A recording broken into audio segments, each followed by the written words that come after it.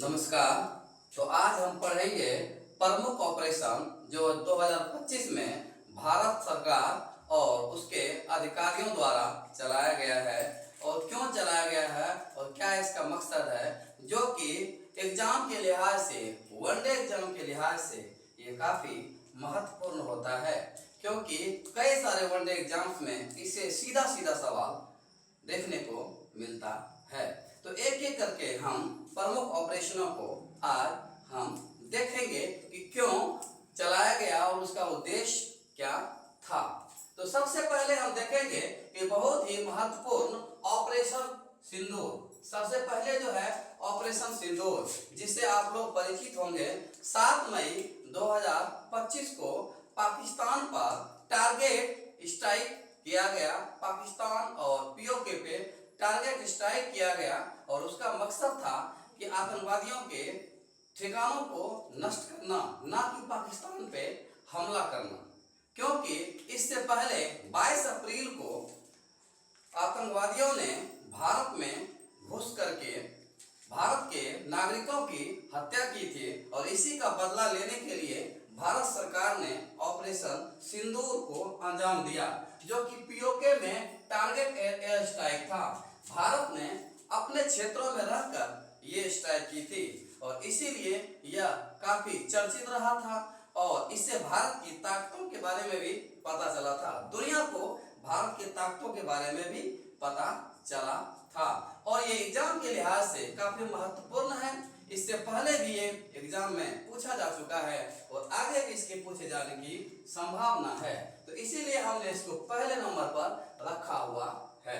अगला है हमारा ऑपरेशन देवी शक्ति।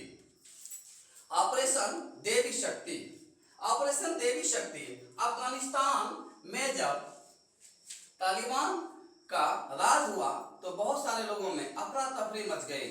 भारतीय भी वहां पे थे, तो उसे वहां से निकालने के लिए ऑपरेशन देवी शक्ति को अंजाम दिया गया। ऑपरेशन देवी शक्ति को चलाया गया, जो भारत के सरकार द्वारा अफगानिस्तान से वैसे लोगों को निकालने के लिए था जो कि भारतीय थे और वो वहां पे फंस गए थे।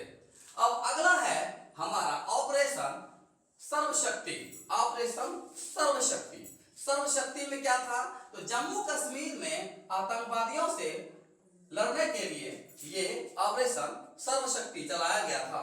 हालांकि जम्मू कश्मीर में कई सारे ऑपरेशन चलते रहते हैं, इसी में से एक ऑपरेशन सर्वशक्ति था।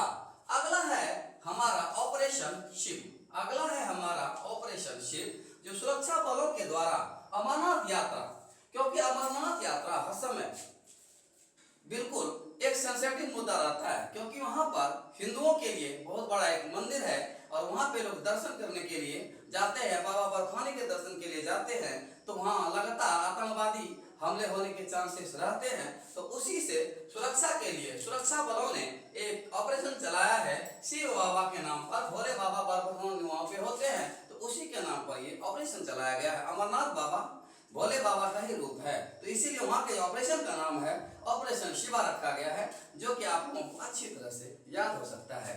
ऑपरेशन शिवा किस लिए था, तो सुरक्षा बलों के द्वारा अमरनाथ यात्रा में कोई इसी तरह का व्यवधान न हो, उसे बचाने के लिए ऑपरेशन शिवा चलाया गया था। अगला ऑपरेशन है ऑपरेशन ब्रह्मा। ऑपरेशन ब्रह्मा भूकंप, जब म्यांमार, ये म्यांमार हमारा पड़ोसी देश है, हमारे पूर्वोत्तर भारत के साथ लगा हुआ ये देश, जो कि 1936 तक भारत में ही था, जो कि 1936 तक भारत में ही था म्यांमार। इसका पुराना नाम बर्मा था, जिसकी राजधानी पहले रंगून हुआ करती थी और अब इसकी राजधानी नेपिताव है। तो वहां पर जब भूकंप आया था तो भारत की सरकार ने उसकी मदद के लिए एक ऑपरेशन चलाया था, जिसे हम ऑपरेशन ब्रह्मा कहते हैं। उसे हम ऑपरेशन ब्रह्मा नाम दिया गया है। भारत के सरकार द्वारा इसे ऑपरेशन ब्रह्मा नाम दिया गया है। भूकंप से तबाही म्यांमार की सहायता के लिए जो दवाई होती है, खाना पीना होता है, उसको पहुंचाने के लिए यह ऑपरेशन चलाया गया था। आगे देखते हैं ऑपरेशन अजय। ऑपरेशन अजय, आपको पता है कि इजराइल अजय है। इजराइल के चारों तरफ मुसलमान देशों का चारों तरफ घेरा है, फिर भी वो बिल्कुल अजय है और आज भी खुद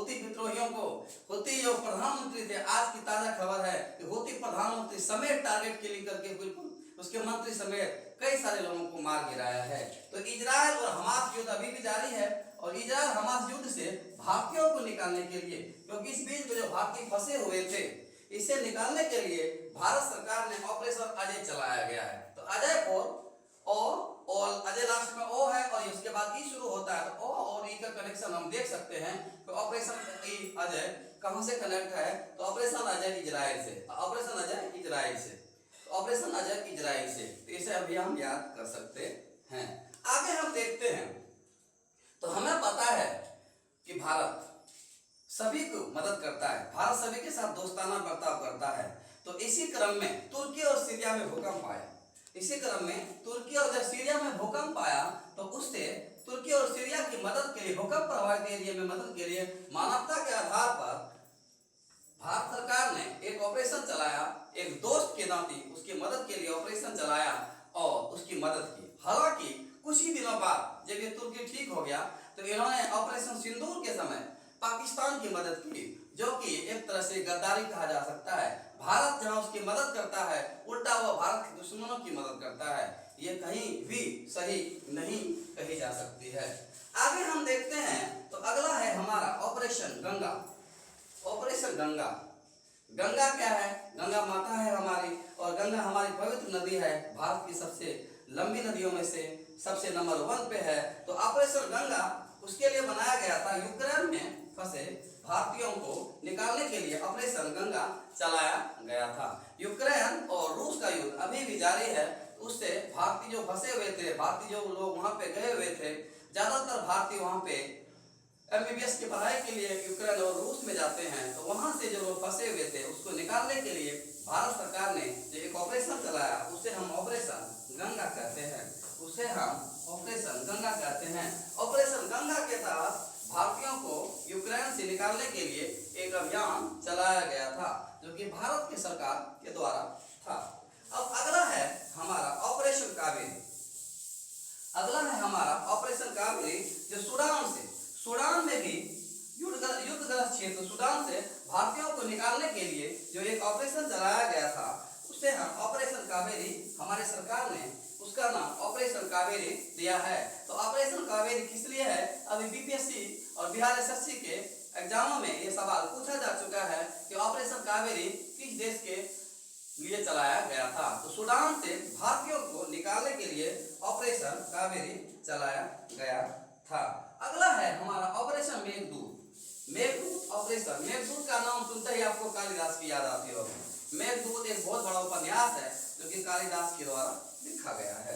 तो उसी मेघदूत के नाम पर एक ऑपरेशन मेघदूत चलाया गया है, जो कि उत्तरी लद्दाख की चोटियों पर जब आतंकवादी चढ़ जाते हैं तो बड़ी दिक्कत होती है। उत्तरी लद्दाख की चोटियों की सुरक्षा के लिए वायुसेना द्वारा जो ऑपरेशन चलाया जाता है, उसे हम ऑपरेशन मेघदूत कहते हैं। उसे हम क्या कहते हैं? ऑपरेशन मेघदूत कहते हैं। तो इतना आप लोगों को एक बार समझ में आ गया होगा।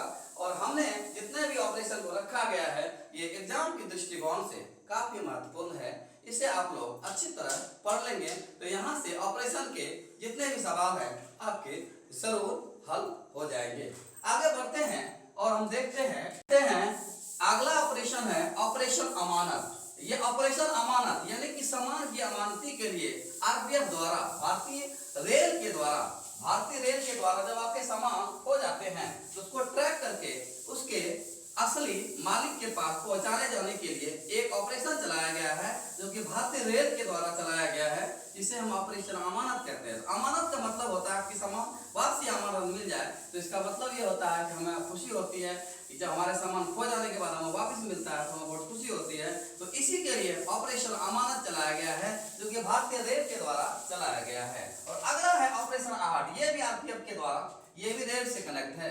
ये आरपीएफ के द्वारा, भारतीय रेल के अंदर जो आरपीएफ होते हैं वो क्या करते हैं, जैसे कि कई बार देखा जाता है कि कुछ बच्चे और महिलाओं की तस्करी कर दूसरे जगह बेचे जाता है। तो इससे बचने के लिए, महिलाओं और बच्चों को बचाने के लिए ऑपरेशन आहट को चलाया गया है। कि आहट जब हो जाता है, आरपीएफ को जब ये आहट होता है कि ये बच्चे तस्करी के लिए ले जाए जा रहे हैं या महिलाओं को बेचने के लिए, देह व्यापार के लिए कहीं ले जाया जा रहा है, तो उसकी जब आहट उसे प्राप्त प्राप्त होती है तो वो उसको पकड़ करके उसे फिर अपने पास छुड़ा कर रखते हैं। तो इसके लिए ऑपरेशन चलाया गया है जिसका नाम है ऑपरेशन आहट, यानी कि बच्चों और महिलाओं की तस्करी के लिए। इसका जो प्रमुख मोटो है, बच्चों और महिलाओं की तस्करी के लिए ऑपरेशन आहट को चलाया गया है।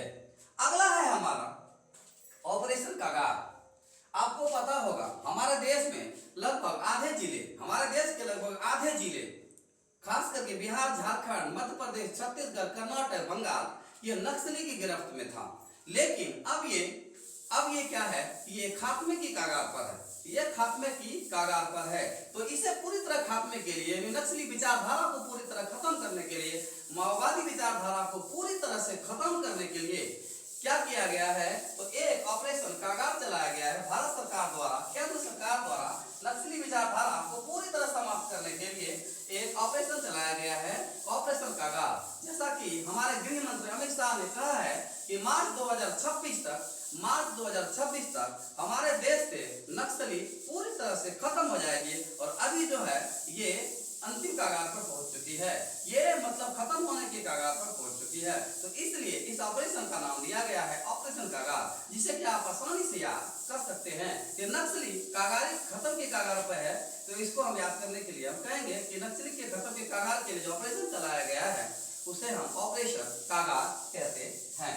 अगला है हमारा ऑपरेशन बम्बी बकेट। ये पूछा जा चुका सवाल है।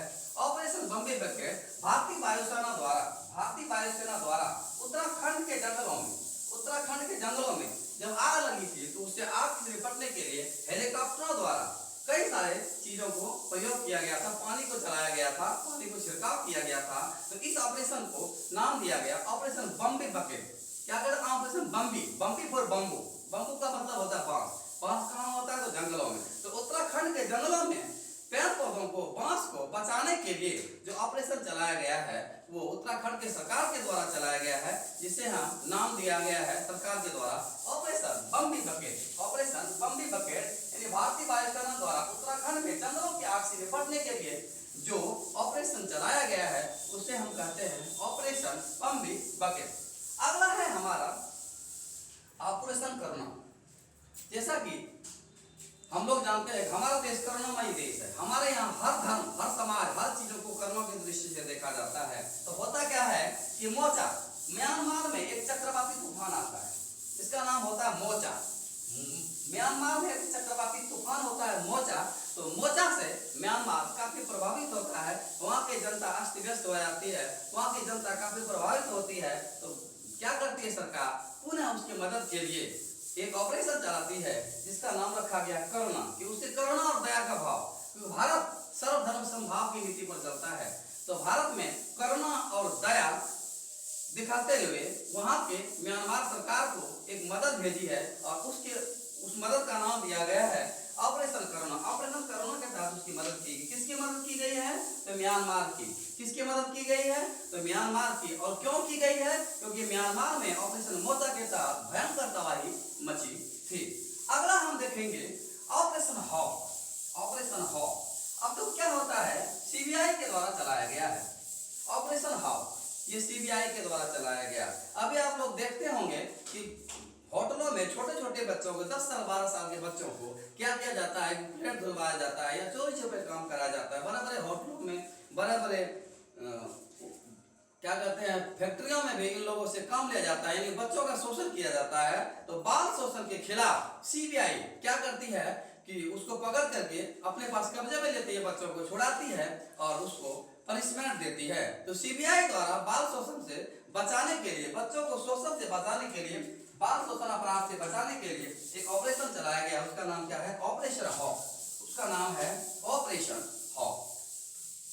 अगला है ऑपरेशन संकल्प, यानी कि संकल्प। किस चीज का संकल्प लेते हैं भैया, कि हमारे जो नौसेना है, हमारे जो समुद्री, जो हमारा किनारा है, हमारा जो समुद्री एरिया है, जहाँ पे हमें सुरक्षा की काफी जरूरत होती है, तो हमारी सेना, भारतीय नौसेना संकल्प लेती है कि हमारे जो समुद्री तट रेखा, समुद्री सीमाएं हैं, उससे हम अपनी सुरक्षा करेंगे। तो अपनी भारतीय नौसेना द्वारा समुद्री सुरक्षा बनाए रखने हेतु एक संकल्प लिया गया है और उसी के तहत एक ऑपरेशन चलाया गया है जिसका नाम रखा गया है ऑपरेशन संकल्प। उसका नाम रखा गया है ऑपरेशन संकल्प।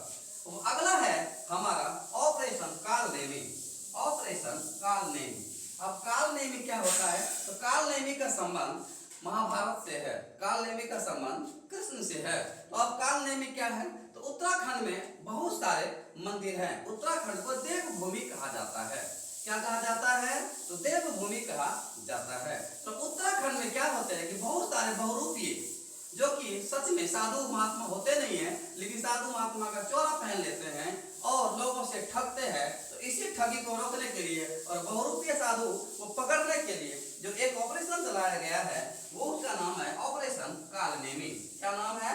ऑपरेशन कालनेमी। उत्तराखंड सरकार द्वारा नकली साधु, जो नकली साधु होते हैं, साधुओं के खिलाफ उसको पकड़ने के लिए उसके खिलाफ जो ऑपरेशन चलाया गया है, उसका नाम है ऑपरेशन कालनेमी।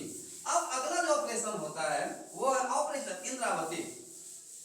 ऑपरेशन इंद्रावती क्या होता है? भारत सरकार ने हैती में जब विद्रोह होता है तो वहां पे बहुत सारे भारतीय फंसे हुए हैं, उसे निकालने के लिए एक ऑपरेशन चलाया गया है जिसका नाम रखा गया ऑपरेशन इंद्रावती। यानी कि भारत सरकार ने हैती से भारतीयों को निकालने के लिए, भारतीयों को बचाने के लिए एक ऑपरेशन चलाया जिसका नाम रखा गया ऑपरेशन इंद्रावती, जो कि कुल मिलाकर के भारतीयों को बचाने के लिए रखा गया है। तो मैंने तमाम वैसे ऑपरेशनों को इस क्लास में शामिल किया जो कि एग्जाम के दृष्टिकोण से काफी महत्वपूर्ण है। अगर एक से दो बार आप इसको देखेंगे तो आपको पूरी तरह से याद हो जाएगा और लगभग ये सवाल एग्जाम ओरिएंटेड है। और इसी से अगर ऑपरेशन से अगर कोई सवाल आता है तो ये सवाल इसी के अंदर से जरूर आएंगे। और इसमें सबसे ज्यादा जो महत्वपूर्ण है, जो कि ज्यादा पूछा गया सवाल है, मैं उसको थोड़ा टिक करूंगा और एक बार देखूंगा। सबसे पहले ऑपरेशन सिंदूर पूछा जा चुका है। उसके बाद दूसरा है ऑपरेशन देवी शक्ति, जो कि अफगानिस्तान से रिलेटेड है, वो भी पूछा जा चुका है। तीसरा है ऑपरेशन अजय, ये भी पूछा जा चुका है। चौथा है ऑपरेशन गंगा, ये भी पूछा जा चुका है। पांचवा है ऑपरेशन दोस्त, ये भी पूछा जा चुका है। छठा ऑपरेशन कावेरी, ये भी पूछा जा चुका है।